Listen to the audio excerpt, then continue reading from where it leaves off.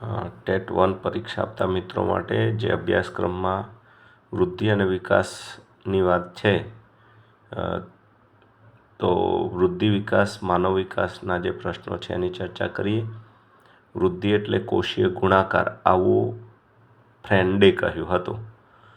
વિકાસ એટલે ગુણાત્મક ફેરફાર, આવું હરલોકે કહ્યું હતું. બરાબર યાદ રાખીશું. તેણે વાત કરી હતી કે બાળક જન્મ સમયે એના જે માથાનું કદ હોય એ 2 ગણું વધે, છાતી 2.5 ગણી વધે, હાથ 3 ગણા, તો પગ 5 ગણા. એવી રીતે એમને વિકાસના ગુણાત્મક ફેરફારની વાત કરી હતી. વિકાસને અસર કરતા મુખ્ય 2 પરિબળ આવશે, એક વારસો અને પર્યાવરણ. વ્યક્તિમાં દેખાતા પ્રગટ લક્ષણો એ કેવો વારસો કહેવાય? તો કે પ્રભાવી વારસો કહેવાય. જેમ કે કોઈ વ્યક્તિ બાળક જન્મે તો એના માતા પિતાની આંખો માંજરી હોય તો એ બાળકની પણ માંજરી આંખો હોય તો એ પ્રભાવી વારસો છે. અને જો એ લક્ષણો પ્રગટ ન હોય તો એ પ્રભાવી વારસો નહીં કહેવાય, પરંતુ પ્રચ્છન્ન વારસો કહેવાશે. પ્રચ્છન્ન એટલે અપ્રગટ લક્ષણો વારસાના, અને પ્રગટ લક્ષણો એટલે પ્રભાવી. દુર્ગાનંદ સિંહાએ બાળકના વિકાસના મુખ્ય 3 ભાગ પાડ્યા છે. બરાબર યાદ રાખીશું. દુર્ગાનંદ સિંહે બાળકના વિકાસના મુખ્ય કેટલા વિભાગો પાડ્યા? તો કે 3. કયા કયા? તો કે ઘર, શાળા અને સમવયસ્કો. જીન પિયાજે વિકાસના કેટલા તબક્કાઓ દર્શાવ્યા છે? તો કે 4. જીન પિયાજે બોધાત્મક વિકાસના તબક્કા દર્શાવ્યા, જે 4 છે: સંવેદનકારિક, મૂર્ત ક્રિયાત્મક, અમૂર્ત ક્રિયાત્મક, એમ. મૂર્ત ક્રિયાત્મક તબક્કો કયા વર્ષમાં જોવા મળે? તો કે 7 થી 12 વર્ષ. નૈતિક વિકાસના 3 કક્ષાઓ કોહલબર્ગે દર્શાવી છે.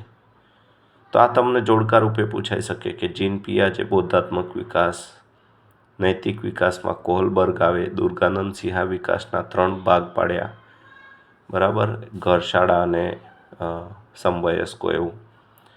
ઉદ્યમશીલતા વિરુદ્ધ લઘુતા, આ વાત કરી છે એરિક્સને. ઉદ્યમશીલતા વિરુદ્ધ લઘુતા તબક્કાની ચર્ચા એરિક્સને કરી. મનોજાતીય વિકાસનો સિદ્ધાંત આવે એટલે આપણને ફ્રોઈડ યાદ આવે. મનોજાતીય વિકાસનો સિદ્ધાંત ફ્રોઈડે આપ્યો છે. વૃદ્ધિ એટલે શરીરના કદ, આકાર અને બંધારણમાં ફેરફાર. આ વ્યાખ્યા આપી છે ક્રો અને ક્રોએ.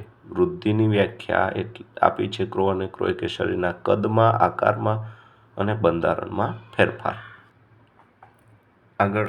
આગળ વાત કરીએ તો વૃદ્ધિ કેટલા વર્ષ સુધીમાં તેની પૂર્ણ કક્ષાએ પહોંચે છે? તો 18 થી 19 વર્ષ.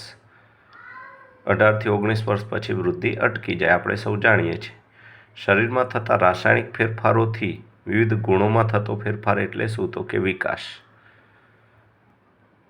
આગળ વાત કરીએ તો કોના મતે વિકાસની પ્રક્રિયા ક્રમિક પણ છે અને સતત ચાલે છે? તો સ્કિનરના મતે.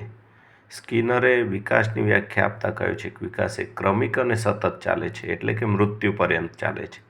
તો બરાબર યાદ રાખીશું. કોના મંતવ્ય પ્રમાણે સમગ્ર દેહતંત્રમાં થતો ફેરફાર એટલે વિકાસ? તો એ ક્રો અને ક્રોએ આવી વ્યાખ્યા આપી છે. વિકાસની વ્યાખ્યા ક્રો અને ક્રોએ શું આપી? તો સમગ્ર દેહતંત્રમાં થતો ફેરફાર એટલે વિકાસ. અને વિકાસની પ્રક્રિયા ક્રમિક અને સતત, તો સ્કિનર આવશે. આપણે આગળ વાત કરી છે મુજબ પ્રગટ લક્ષણો હોય તો આપણે એને પ્રભાવી વારસો કહીશું, અને અપ્રગટ લક્ષણો હોય તો આપણે એને પ્રચ્છન્ન વારસો કહીશું.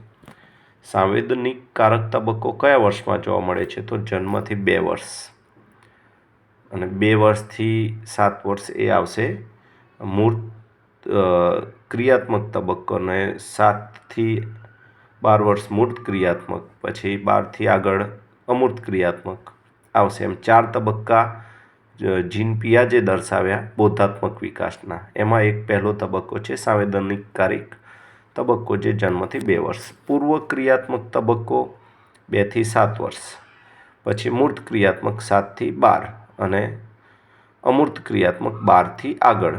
ફ્રોઈડના મતે મોંમાં પેન કે પેન્સિલ નાખીને બેસી રહેવું, આ મુખ કેન્દ્રીય અવસ્થા કહેવાય. બાળક 2 વર્ષનું હોય ત્યાં સુધી આ અવસ્થામાં હોય.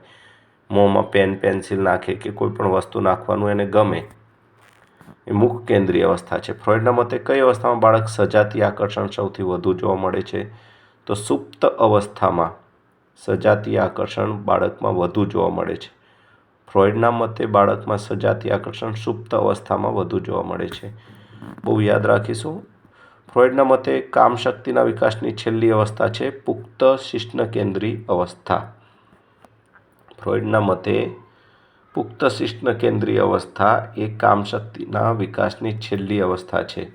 અને ફ્રોઈડના મતે કઈ અવસ્થામાં વિજાતીય વ્યક્તિ તરફ આકર્ષણ થાય છે?